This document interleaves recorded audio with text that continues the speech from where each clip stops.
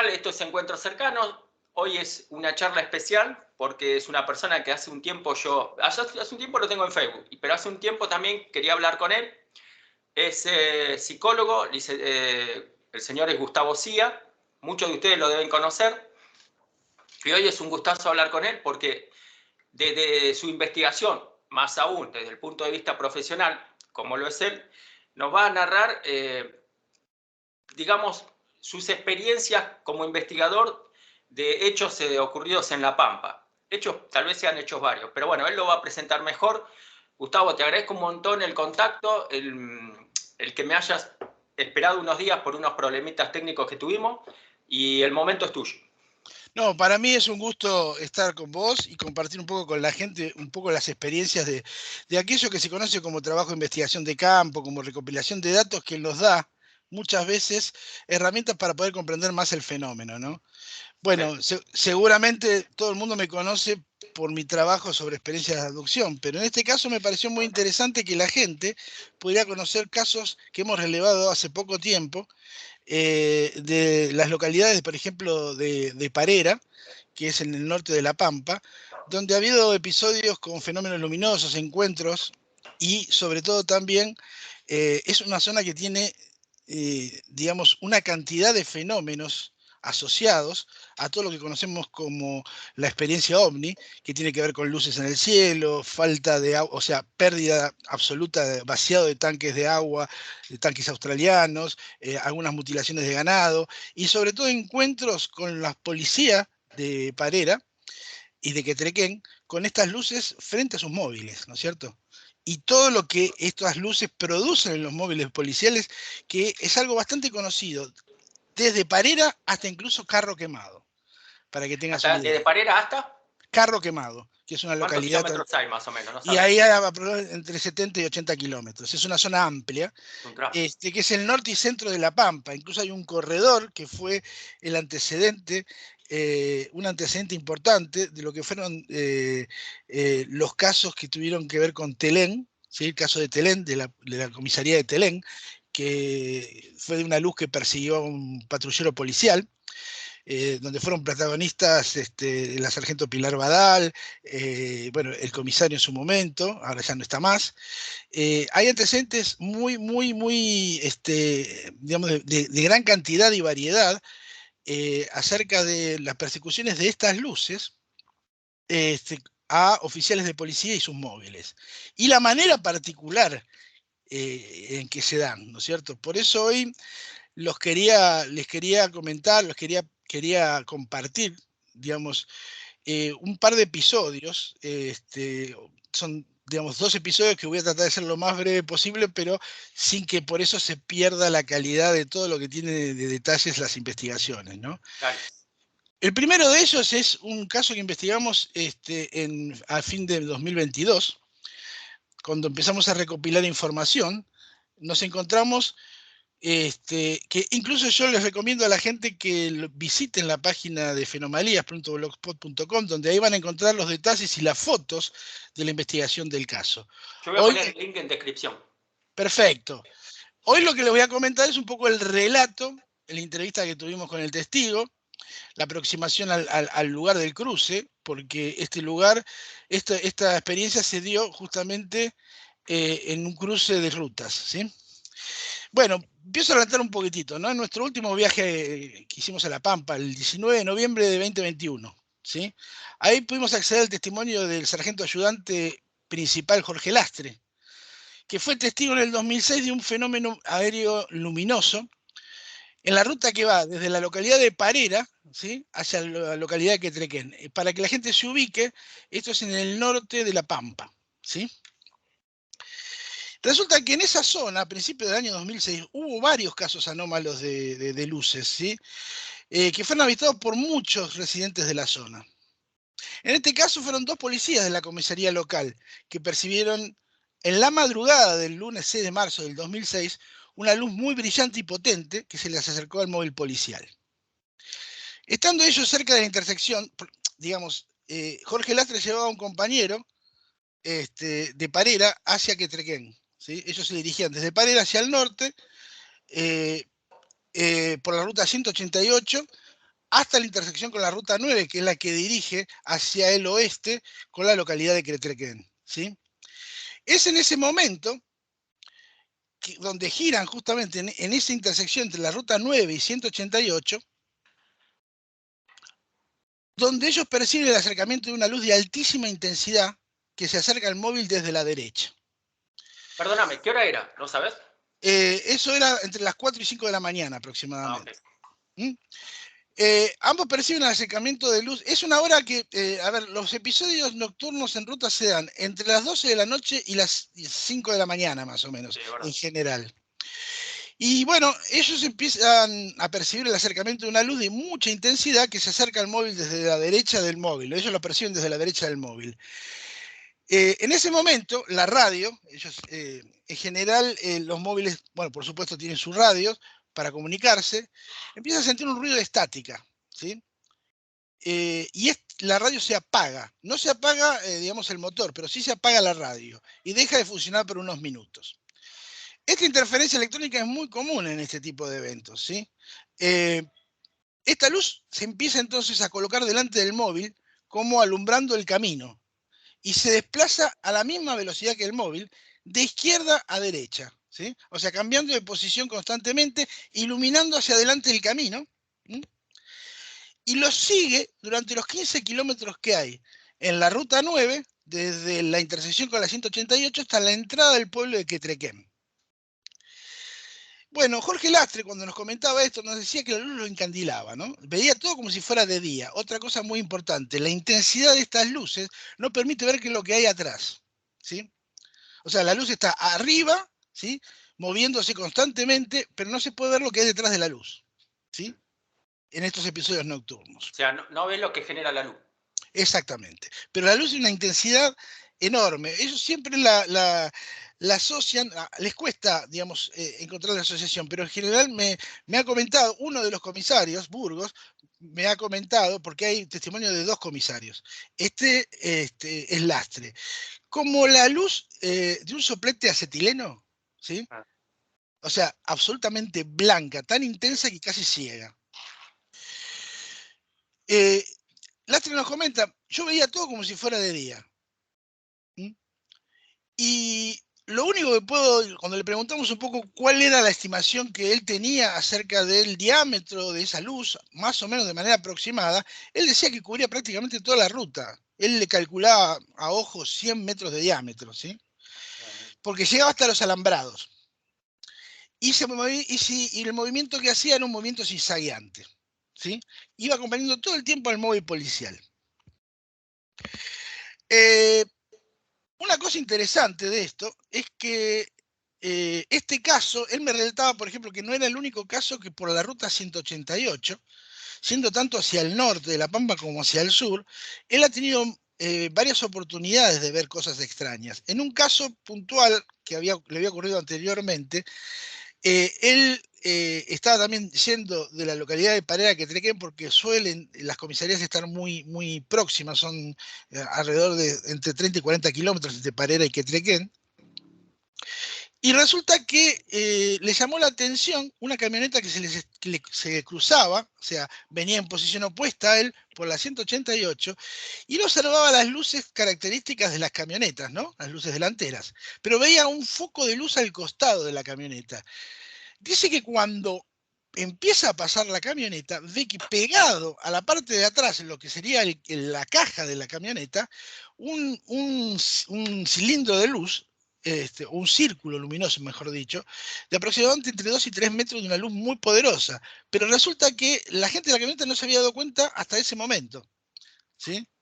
Eh, este tipo de episodios son muy comunes. Incluso hay un caso que el suboficial, el sargento Miguel Ángel Burgos, ¿sí? Del destacamento policial de Parera, que es impresionante y que coincide con unos testimonios de las autoridades policiales, por ejemplo, de Carro Quemado, que nos comentan exactamente lo mismo, como un fenómeno que realmente se ve bastante frecuentemente, sobre todo cuando ellos hacen las patrullas, ¿no es cierto? Él nos comentó que durante el verano del 2009, en una entrevista que le hicimos justamente en la comisaría, él hace su ronda desde Parera hasta una localidad cercana que se llama Espeluzzi, ¿sí? Que es la zona que se le había dado al destacamento para que hiciera digamos, las rondas, ¿no? Y hay un camino de tierra, que se interna, que lleva hasta un basurero, que los hay en todos lados, y a eso de las 12 de la noche, por eso te comentaba este tema puntual, ¿no? Que a las 12 de la noche, de las 12 de la noche hasta las 5 de la mañana, son cuando más se dan estos fenómenos luminosos, ¿no es cierto? De gran intensidad y que aparte afectan a los móviles, ¿sí? Algunos móviles quedan, por ejemplo, se detienen su motor o se les apagan las luces o incluso ocurre que también se les apaga todas las que son las luces de las balizas, ¿no es cierto? Cuando pasan estas luces. Pero lo interesante es cómo se presentan estas luces. Pues él nos va contando que cuando iba camino hacia el basurero, en ese camino vecinal, a la medianoche nota a unos 1000 metros, cerca de 1 kilómetro, dos luces similares a lo que sería una camioneta, ¿sí? O sea, dos luces como las luces de una camioneta, ¿sí? Y él, como sabía que venía a una cierta velocidad esta camioneta, supuesta camioneta, ¿no? Y como el camino era angosto, él, la idea era no llamar la atención y observar con detenimiento cuál iba a ser la acción de la persona que venía, ¿no? Hola. ¿Me escuchás? Sí, sí, sí. Bueno, entonces deja las luces de posición nada más. Y empieza a notar que el vehículo se acerca cada vez más rápido por el camino. Ahí es donde él decide prender las luces altas, por lo angosto del camino, ¿no? Uh-huh. Y empieza a ver, no solo prende las luces altas, sino que empieza a inquietarse porque esta camioneta aparentemente viene a mucha velocidad y parece que va a chocar, digamos, en dirección de colisión al móvil. Cuando llega a los 150 o 200 metros de la posición donde estaba el móvil, el patrullero, Burgos y su compañero que lo acompañaba encienden las balizas. En el momento que encienden las balizas, esta luz, que no aminora la velocidad, aumenta la intensidad, hasta un punto en el cual, a escasos metros de la patrulla, parece chocar. Tal es así que él me relataba, yo cerré, digamos, adentro del móvil, puse la posición del cuerpo como que estaba a punto de chocar, ¿no es cierto? Esa luz llega prácticamente al borde de la camioneta y sube verticalmente, apagando el móvil y todas las luces. Cuando Burgos ve que pasa eso, lo que hace primero y principal es bajar de la camioneta, que ahí vuelve a recuperar las luces.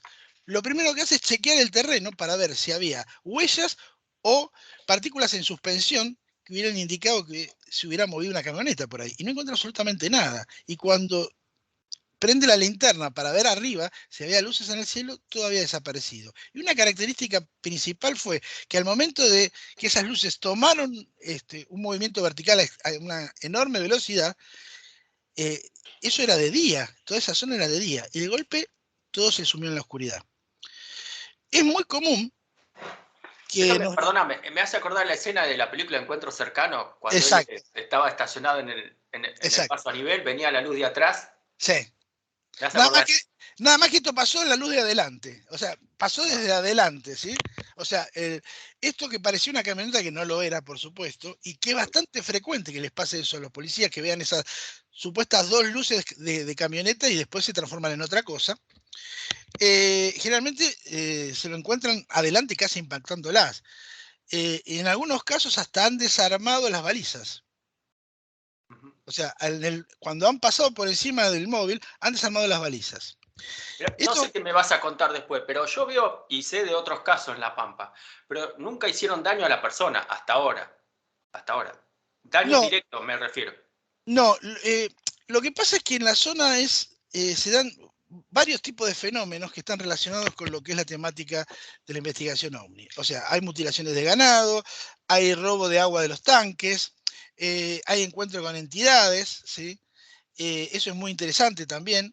Hay un caso que está en investigación todavía, por eso no lo menciono, porque el testigo tardó mucho tiempo en querer hablar y tuvo incluso con un estado de estrés muy fuerte, que lo tuvieron que internar, estuvo en un estado de pánico porque, bueno, él estaba trabajando con su tractor a la noche y encuentra que al lado de unos panes de paja, ¿no es cierto?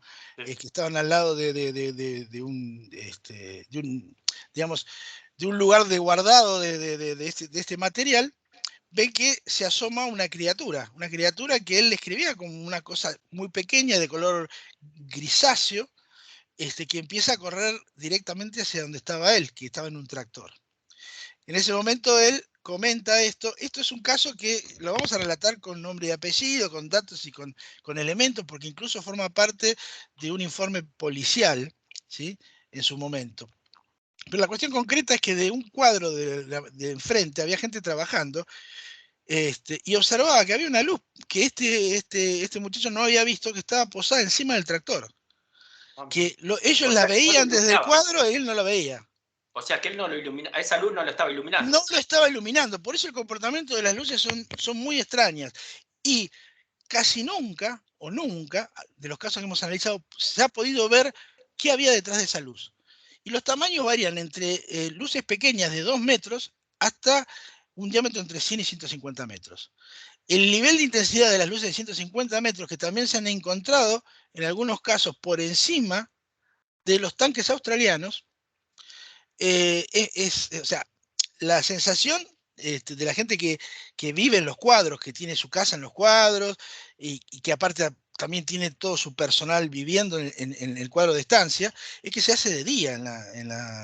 Ellos, por ejemplo, en general mencionan mucho que de golpe están en su casa cenando y de golpe se corta la luz y de golpe se enciende, o sea, toda la estancia, todo alrededor se hace como de día por unos segundos y luego vuelta a la oscuridad y ahí vuelve a prenderse la luz.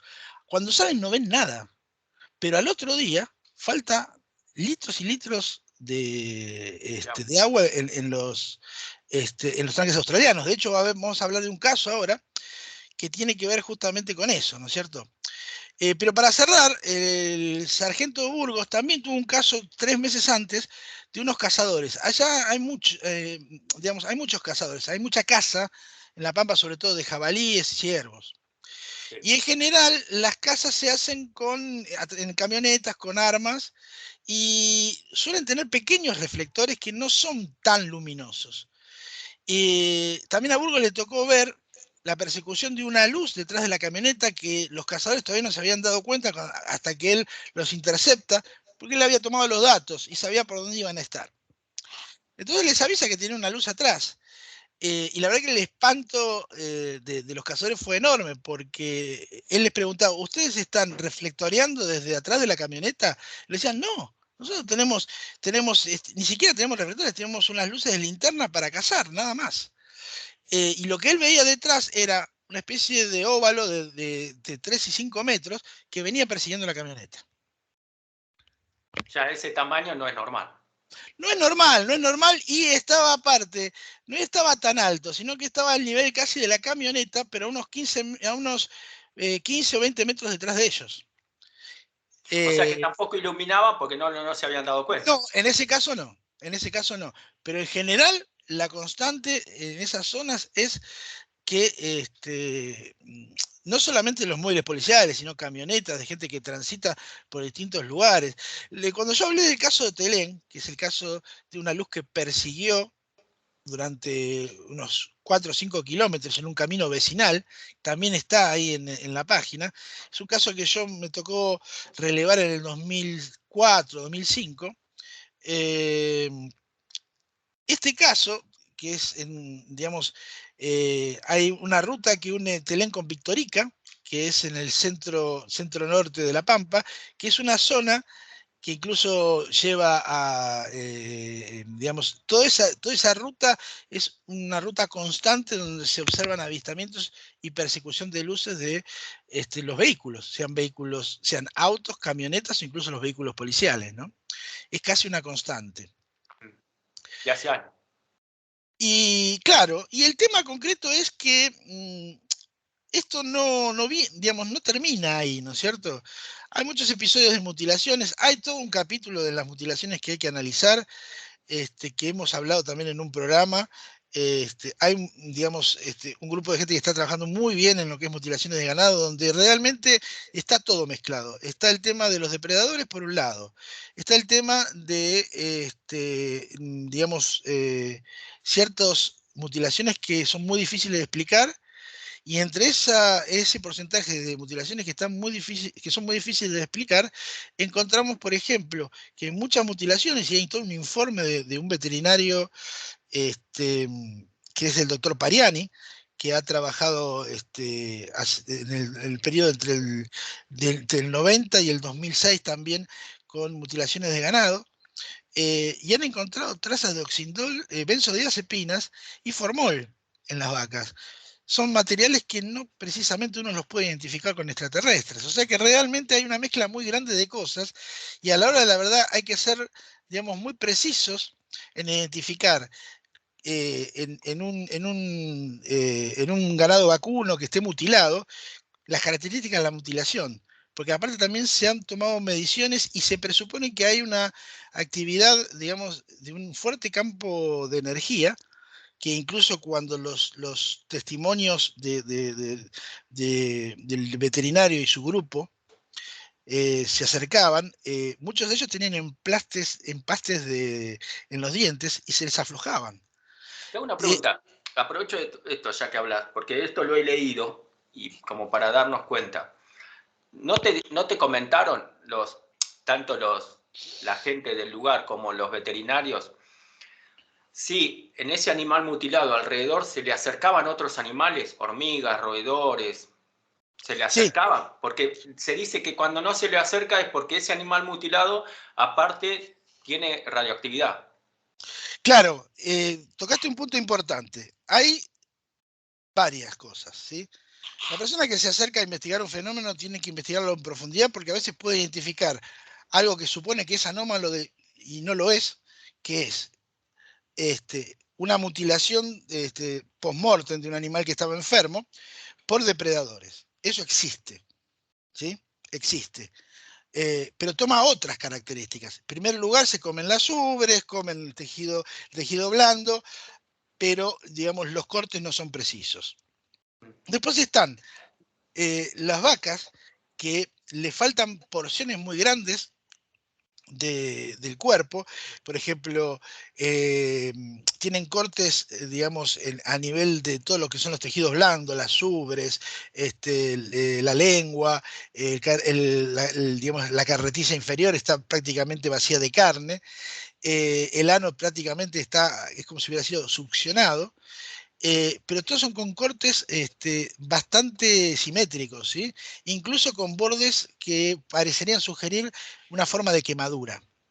Y sin Y mancha de eso, sangre alrededor, ¿no es cierto? y en esos casos, los animales no se acercan por 2 o 3 días, que es el tiempo que dura una emanación, por ejemplo,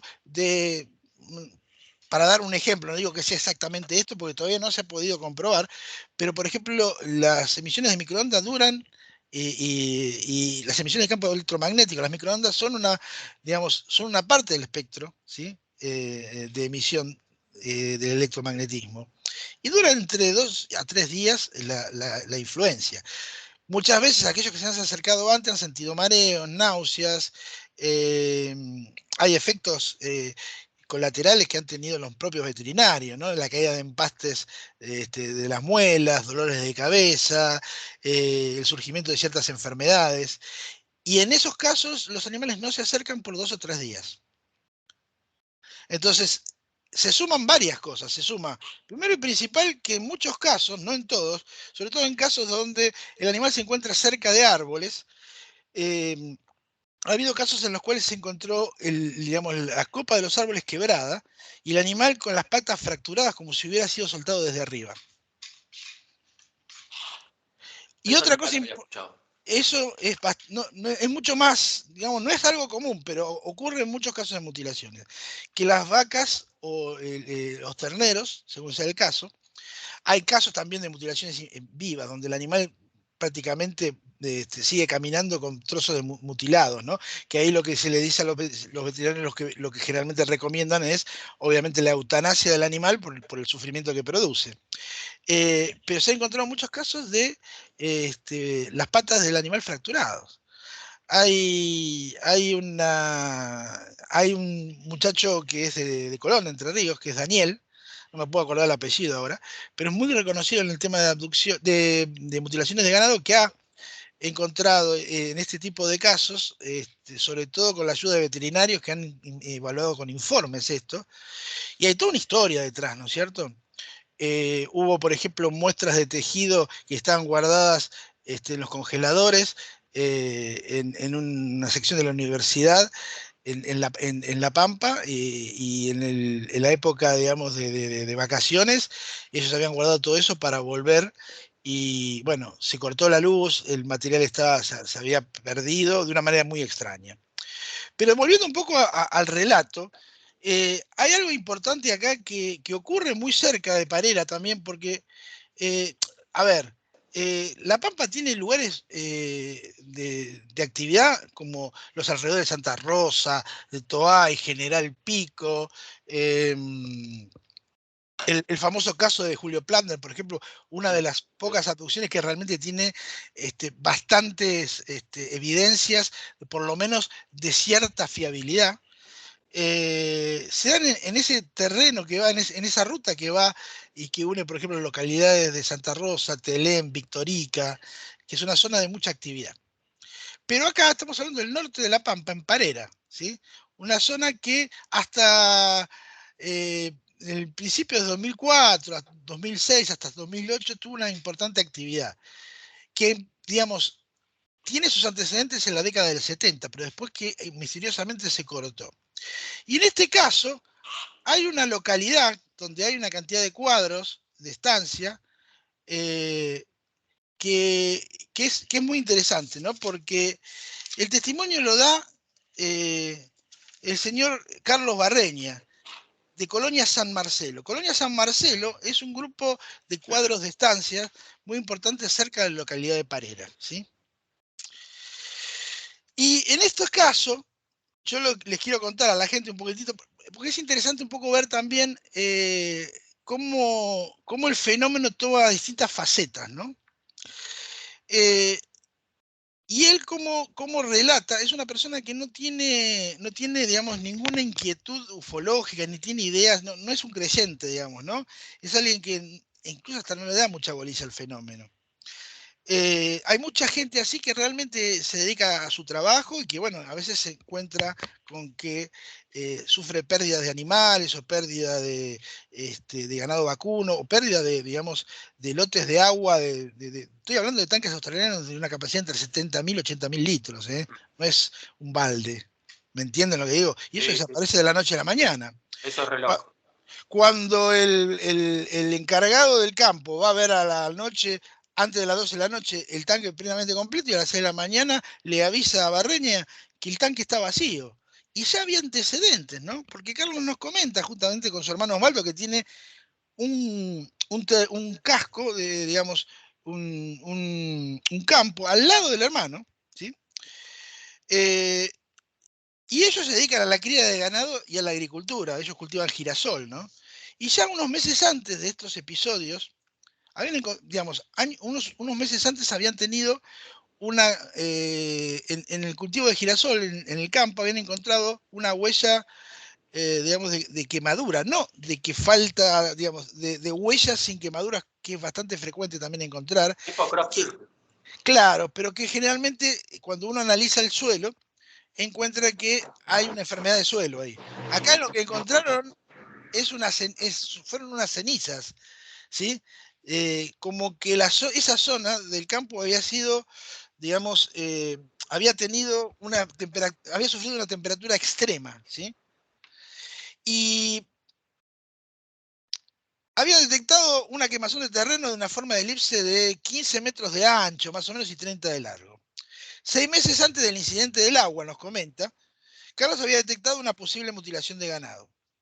Una vaca preñada cuya mandíbula queda expuesta. Bastante frecuente esto también. Los cortes parecían perfectos, nos comenta. Coincidíamos, obviamente, con las características de la mutilación, ¿no? Pero él dice, ya últimamente no hay tantos casos de ratones, y sí es cierto que los terneros a veces desaparecen y puede deberse a algún depredador, que no son muy frecuentes tampoco, porque el puma no se lo ve tan seguido. Sí, estas zonas coinciden con lugares o campos, estas mutilaciones que sufrió él y otros vecinos, con campos donde ya había sido tomada agua de los piletones, ¿no? De los tanques australianos. Ah. Y una de las cosas que a él le llamó la atención, dice que unos meses antes de que le hubiera ocurrido el vaciado de los tanques a él y a varios vecinos, que incluso había, él comentaba que había una persona muy reconocida en Parera, que se llama Fito Singifú, que le dicen en alemán, a él también le había pasado que le robaron 75.000 litros de agua, ¿sí? La diferencia es que en el caso de Singifú, a él se le iluminó la estancia. En el caso de Carlos, Carlos no pudo ver absolutamente nada. Sí pudo ver un par de meses atrás, en la entrada del cuadro de estancia, una luz amarillo anaranjado que se movía de izquierda a derecha y se elevaba hasta desaparecer, varias veces. Eso fue poco tiempo antes de la pérdida del agua, ¿no es cierto? El tanque de Carlos también tiene 80.000 litros, ¿sí? Y él dice que esta zona es una zona que ya desde hace muchos años vienen teniendo problemas con este tipo de, digamos, con desaparición de agua, con avistamientos de luces, con gente que, por ejemplo, entra al cuadro y de golpe una luz se le posa encima de la camioneta, les apaga la luz, la familia aterrada, pasa eso, digamos, rápidamente, desaparece como apareció y vuelve, digamos, la camioneta a funcionar. Y esto es interesante porque él comenta que cuando van a revisar el tanque que nosotros vimos, y que incluso le sacamos fotos, lo volvieron a llenar. Al volverlo a llenar, lo primero que detectaron era si había fugas, pérdidas en el tanque mismo, en las placas del estanque y en el caño. Y no encontraron absolutamente nada y el agua se conservó.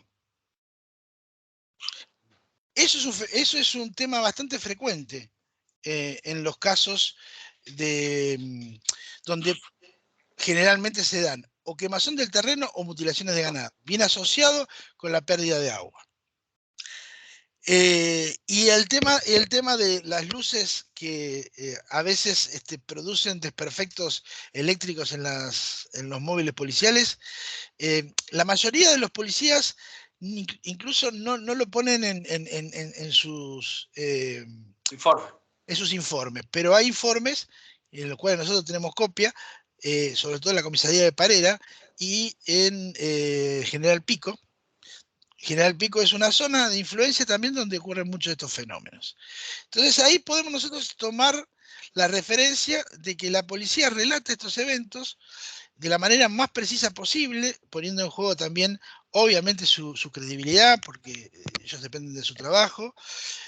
Muchos de ellos también son especializados en abigeato y han encontrado, por ejemplo, que en general, cuando hay una mutilación por abigeato, se llevan partes digamos, de las más importantes de los cortes de carne, ¿no?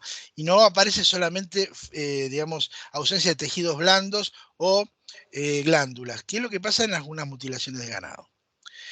Después resta pensar un poco el tema de estos fenómenos.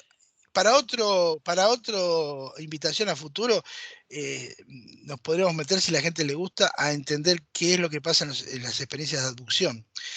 Porque hay experimentos que muestran justamente que los cambios que se producen en la persona que ha sido abducida no solamente son de características psicológicas, con pérdida de tiempo, con estrés postraumático, sino también hay cambios biológicos, que las personas abducidas tienen un determinado tipo de sangre y grupo y factor, y que también, de alguna manera, tienen una actividad de funcionamiento cerebral diferente a la que tenían antes de la experiencia. Y esto está comprobado, por lo menos ha sido investigado en un trabajo de investigación que yo siempre cito, de Gilda Moura y Norman Don, donde se toman a un grupo de abducidos y se les mide la actividad eléctrica del cerebro y se descubre que la frecuencia de actividad eléctrica del cerebro es mucho más alta incluso que las personas que meditan. O sea, con un nivel de conciencia pleno, con características asociadas como por ejemplo el desarrollo de ciertos fenómenos paranormales, con actividad eléctrica en las zonas, en general cuando son, por ejemplo, visitas de dormitorio, o la aducción se produce en sus casas, con fenómenos eléctricos dentro de la casa que lo sufre toda la familia, y que en general tienen pérdidas de sangre en los orificios nasales, donde hay todo un trabajo, digamos, para observar ahí sobre ciertas características biológicas, marcas en el cuerpo que no pueden ser explicadas ni por, digamos, cortes naturales, ni por quemazón con cigarrillos, ni por algún fenómeno, digamos, de enfermedad de piel. ¿Sí? No son la mayoría de los casos. La gente piensa, porque nos han traído en la literatura de afuera, que, por ejemplo, 6 millones de personas, 12 millones de personas en Estados Unidos son abducidas. En realidad, la realidad no es esa. La realidad es que las personas que son abducidas no son cualquier persona. Son seleccionadas de una manera muy especial. Yo siempre recomiendo la investigación de del matrimonio Grosso, la cual yo me basé para seguir investigando sobre esos casos, y encontrar que hay casos. Alguna vez relataré el caso de una paciente que tengo ahora que trabaja para un laboratorio, es bióloga, ¿sí? Ella, y trabaja con ADN recombinante en una empresa farmacéutica multinacional extremadamente importante, que me pidió por ahora, ese estudio está en avance, digamos, y pidió, bueno, por ahora reserva. Y estamos haciendo también evaluaciones de carácter médico para determinar el tipo de factor de sangre, y ya lo tenemos, el tipo de factor de sangre, curiosamente es cero positivo, ¿sí? Generalmente lo que encontramos como constante en los sujetos abducidos es factor cero negativo, cero positivo. Y que esas experiencias encontramos en algunos casos que se transmiten a los hijos. Pero la mayoría de lo que encontramos y que se publica, ¿sí? Y sobre todo lo publican medios amarillistas, no son verdaderas experiencias de aducción, sino son relatos de gente que necesita de alguna manera ser reconocida. ¿Y cómo entendemos eso? Primero y principal por una razón de peso. La persona que es abducida está en un trauma, lo menos que quiere es hablar del tema. Segundo, no quiere a la prensa. Tercero, son personas que en su relato tienen momentos de tiempo perdido que suelen recuperarse por distintas técnicas. Muchas veces decimos, pero ¿qué hacen? ¿Son los extraterrestres los que le quitan la memoria de esos eventos o es el hecho traumático en sí? Porque una inteligencia tan avanzada, si quiere que vos te olvides de algo, no lo recordás más. Entonces el episodio de carácter traumático, en los momentos más claves, cuando se hace la examinación, es donde el sujeto bloquea la experiencia por el carácter traumático de la misma. Y el trauma puede ser medido primero en la entrevista, segundo, principalmente cuando uno se acerca a la persona, ¿sí? Uno puede evaluar eso. La persona que está acostumbrada a trabajar sobre evaluaciones psicodiagnósticas en clínicas, en hospitales, ve la cara de una persona que tiene un trastorno de estrés postraumático. Una característica que ya John Mack menciona en los sujetos abducidos. Y luego, todos los test evaluativos muestran el trastorno de estrés postraumático. Pero también muestra que las personas, después de haber sido abducidas, parecerían tener un nivel de conciencia mucho más elevado y más habilidades que se desarrollan después de la experiencia. Y yo siempre les recomiendo a la gente que revise el caso de Julio Plantner, cómo cambió la vida de Plantner antes y después de la experiencia. El episodio de la investigación del doctor Pizarro también, cuando analizó digamos, las punciones que hicieron para la extracción de sangre de Plantner. Eso es nada comparado con muchos casos que ha tenido el matrimonio Grosso investigado y algunos que estamos investigando que vienen desde lugares de la clínica o que son episodios de personas que al principio tienden a permanecer en el anonimato, pero que tienen experiencias que dejan marcas no solamente psicológicas, sino físicas. ¿Hay de eso cuando nos encontramos en el campo? Sí, pero menos, y sí, pero son más difíciles de, digamos, de detectar. Y cuando se detectan, hay un periodo en el que la persona no quiere que esto se sepa, porque en general trae muchos problemas. Incluso hay muchas personas que han sufrido esto que la familia se ha separado de ellos. Entonces, el fenómeno de la abducción es un fenómeno que requiere todo un programa para hablar de las características que realmente tiene una verdadera abducción y los efectos que produce, ¿sí? Y más que nada que, aunque uno no pueda saber la naturaleza última de esa experiencia de abducción, que pueda ser extraterrestre, una criatura, de todas las teorías que pueden estar dando vuelta por ahí, la evidencia se ve en los efectos que producen en las personas, que es lo que nosotros podemos medir. Y en los casos de investigación, como los que estamos hablando ahora, Gustavo, lo que aparece son testigos que tienen reconocimiento en la comunidad, que han tenido experiencias de fenómenos luminosos. Algunos las han podido retratar. En el caso que yo hablé de Burgos, en el caso de los cazadores, como eso está en un informe que Burgos en su momento nos iba a transferir un cierto material fotográfico que ellos tenían. Se ha demorado todo porque el hijo de Burgos en este momento está en una condición, digamos, muy seria de enfermedad, incluso está internado acá en Buenos Aires en una clínica. Yo me mantengo en contacto con el oficial Burgos y bueno, la verdad que no es el momento ahora, pero él nos prometió en su momento de facilitarnos el material fotográfico para poder hacer el análisis, que es otra cosa importante también que uno no debe descartar, ¿no es cierto? Que es el análisis. El testimonio obviamente tiene que ser validado con preguntas acerca de cuál es la credibilidad de la persona en la zona. Y cuando uno empieza a analizar todo eso, cuando hay mentiras se van cayendo solas. Lo que te pido... Hola. Hola, sí. Sí, no, lo que te pido... no, quería hacerte una pregunta antes de pedirte. ¿Los casos de abducción investigados por vos también son de esa zona de La Pampa? Bueno, yo, casos de abducción que he investigado son de la zona de La Pampa y de Buenos Aires. Ah, está bien. Sureste de Buenos Aires. O sea, no todos son de La Pampa. No todos son Está de La bien. Pampa. Incluso hay 2 casos en Córdoba y un caso pero digamos, están en investigación. Son todos casos derivados a nivel clínico. Este caso que yo te comenté de la bióloga es un caso de acá de Buenos Aires. Esta persona vive en Martínez, ¿sí? Y la experiencia que ella tuvo, la tuvo en la casa, con marcas en el cuerpo, con modificaciones en la actividad eléctrica de la casa. La hija, ¿sí?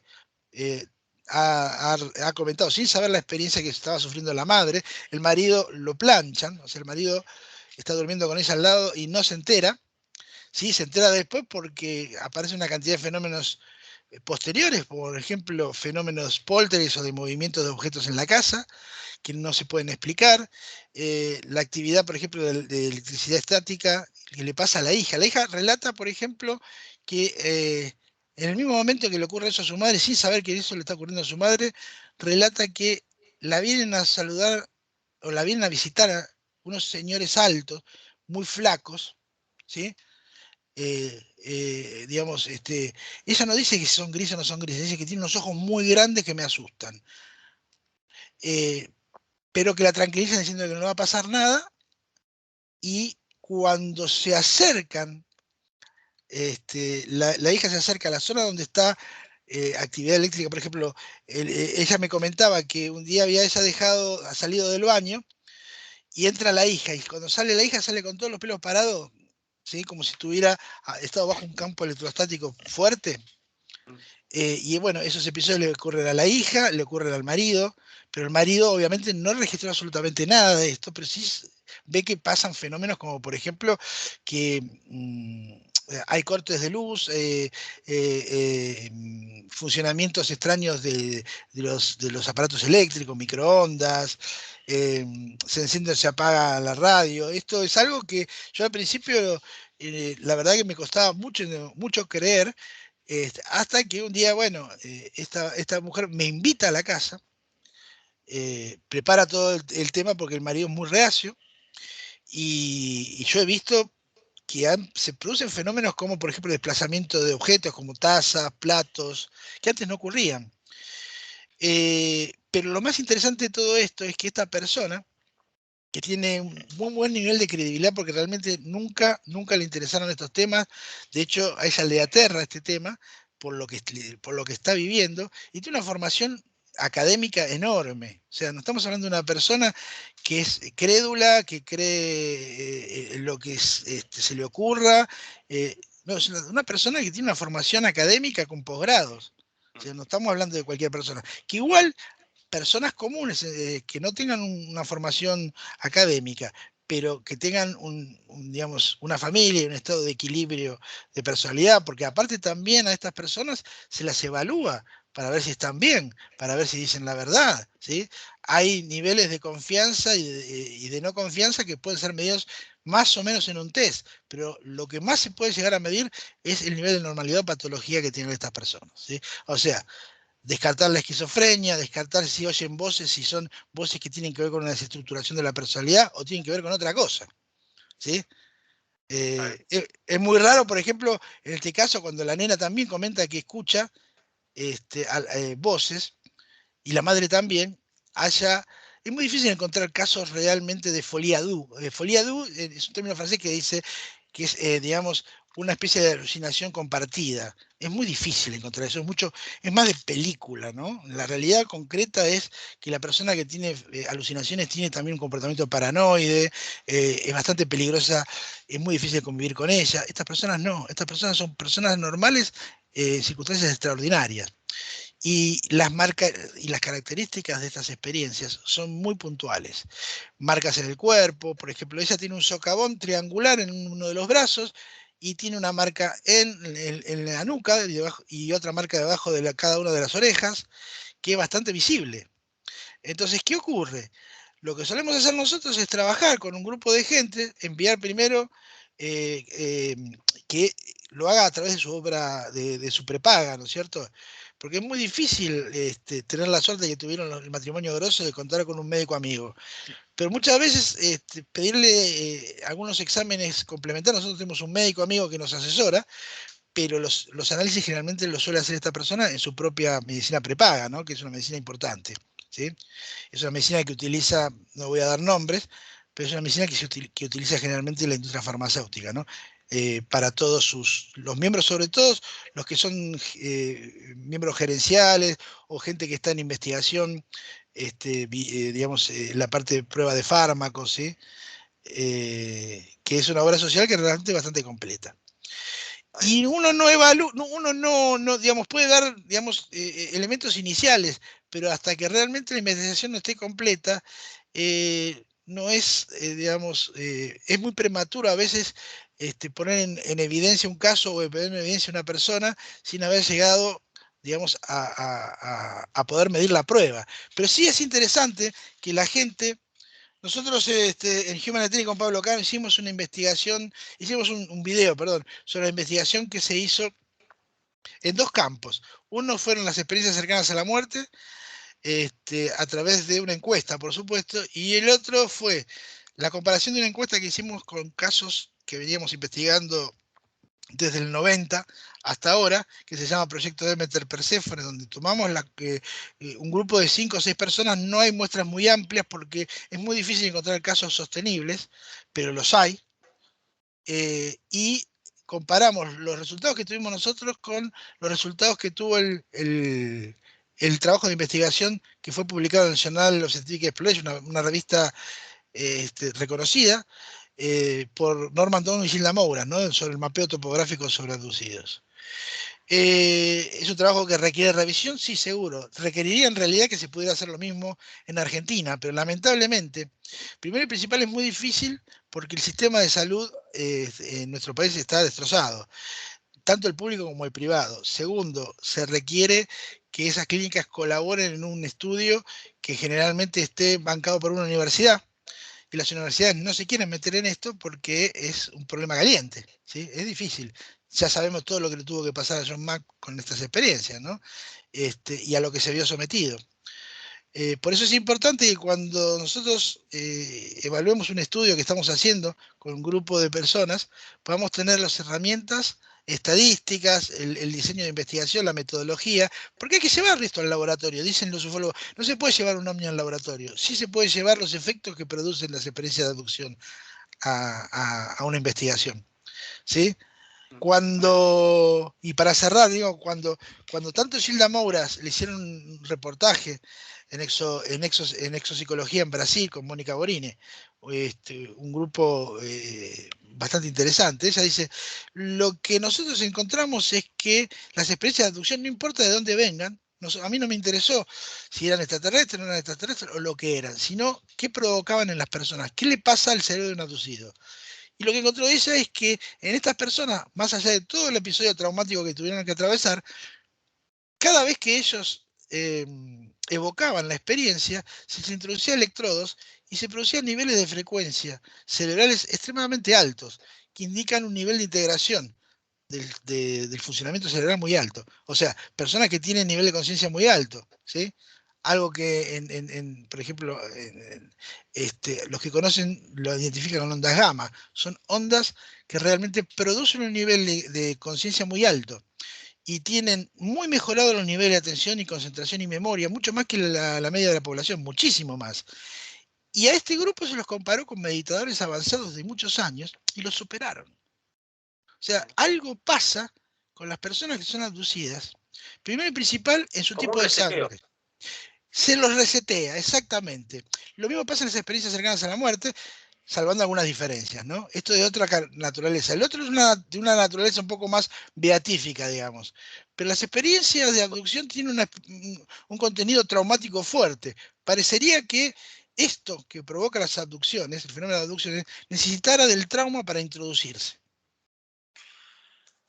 Bueno, Gustavo, enorme charla y lo que te dije dos cosas. Una pregunta que ya me la respondiste, que no todos los abducidos eran de la zona de La Pampa, hay gente de Buenos Aires. Y lo otro que te quería no preguntar, sino pedir es que en la medida de tus posibilidades y que no te genere un problema, que me mandes fotitos o algo así para ilustrar la charla. Igual yo lo voy a ilustrar con imágenes alusivas, pero de Bueno, otros casos. Todo eso que tengas para ilustrar esta charla, que más allá de que yo no conocía por arriba el caso del policía, con los datos que me diste vos y con esa impronta profesional tuvo muy buena. No sabía el caso de esta señora del laboratorio, de esta familia de acá del Gran Buenos Aires. Y bueno, eso es muy nuevo igual, ¿sí? Yo lo mencioné a ver, solamente en un programa que es Ufolado B. Y el material, yo te lo voy a pasar si querés por separado, pero está todo en la página mía. Ahí están las fotos, está todo el material. Pero está vamos bien, a está bien. buscar, Bueno, si vos me permitís, yo saco de ahí. pero bienvenido. Es más, no solo a vos, esa página está para toda la gente. Listo. No, no, yo voy a poner Fenomalías, Gustavo Cía, lo voy a Usá poner lo que necesites y aquello que pienses que en el blog. necesitas más del blog o algún material que vos pienses, tenés algún material más, yo te lo envío. Quédate Bueno, tranquilo igual por eso. yo voy a poner el link en descripción de tu blog y de tu Facebook de Fenomanías para que aquel que le interese, que seguramente van a ser varios, se metan y lean todos tus estudios y todo lo que investigaste. Así que, Gustavo, enorme charla, te agradezco un montón. Vos sabés que no solo te agradezco la charla, sino también el que me aguantaste unos días por los problemitas que tuvimos. No hay problema, no hay problema. Estoy a tu Y disposición para cuando quieras, ¿eh? dale, te agradezco mucho y te saludo como a todos. Hasta el próximo encuentro cercano y esperemos que no pase mucho porque veo que vos seguís investigando y tenés, tenés letra para rato. Sí, no aparezco mucho, digamos, en el círculo ufológico, no porque tenga nada en contra de la ufología, sino porque No, yo normalmente trabajo desde mi profesión, entonces quizás no aparece tanto, pero sigo investigando, ¿eh? Y sigo trabajando. Gustavo, mil gracias y la seguimos. Un abrazo grande a todos.